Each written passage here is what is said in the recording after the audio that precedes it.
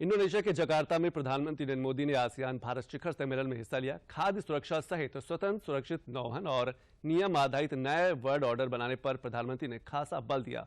उन्होंने ASEAN Bharat fund और भारतीय दूतावास खोलने की भी घोषणा की है। इंडोनेशिया की राजधानी जकार्ता पहुंचते ही प्रधानमंत्री मोदी का एयरपोर्ट पर भव्य रूप से स्वागत हुआ। इंडोनेशिया की महिला व बाल विकास मंत्री धर्मावती ने उनकी अगवानी की।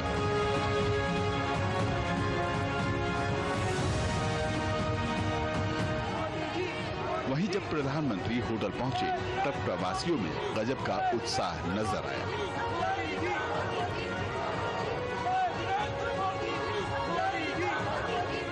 लोगों के अभिवादन को प्रधानमंत्री ने अपने चिर परिचित अंदाज के साथ स्वीकार किया।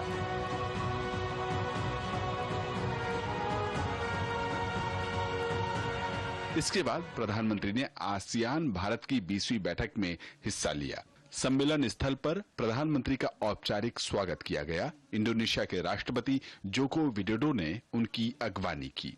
प्रधानमंत्री ने कहा कि बहुपक्षीय विश्व में आसियान देशों के साथ भारत ऐतिहासिक और भौगोलिक दोनों ही रूपों से जुड़ा हुआ है।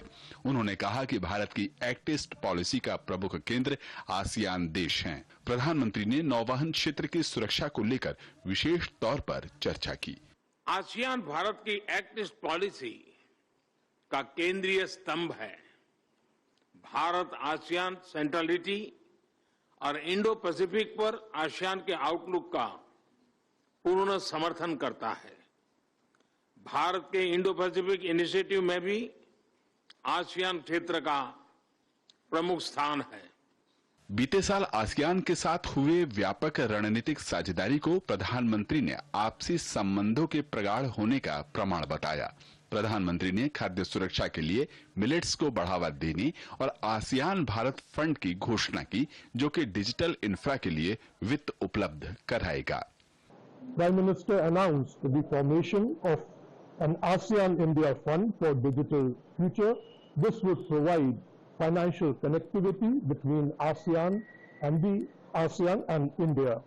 Prime Minister also announced support for IRIA, which is a ASEAN think tank, which would be our knowledge partner to further deepen ASEAN-India relations. Opening of the Embassy of India in Timor-Leste has also been announced by the Prime Minister. Timor-Leste, as you know, is an observer in the ASEAN. वहीं प्रधानमंत्री ने कहा कि 21वीं सदी Asia की सदी है। ऐसे में कोविड-19 महामारी के बाद एक नियम आधारित वर्ल्ड ऑर्डर के निर्माण की बात भी प्रधानमंत्री ने कही। 21वीं सदी एशिया की सदी है, हम सबकी सदी है।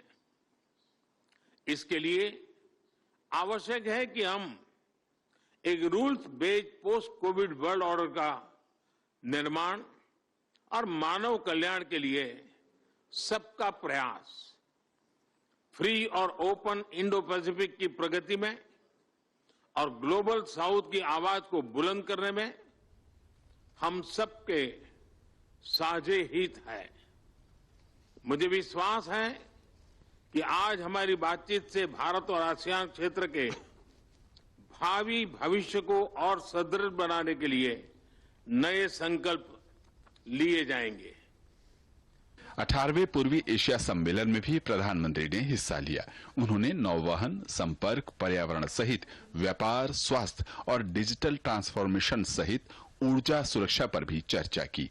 वहीं उन्होंने G20 में भारत के ध्येय वाक्य वसुधैव कुटुंबकम की बात दोहराई। सदस्य देशों ने भारत की अध्यक्षता में G20 की सफलता के लिए प्रधानमंत्री को शुभकामना दी।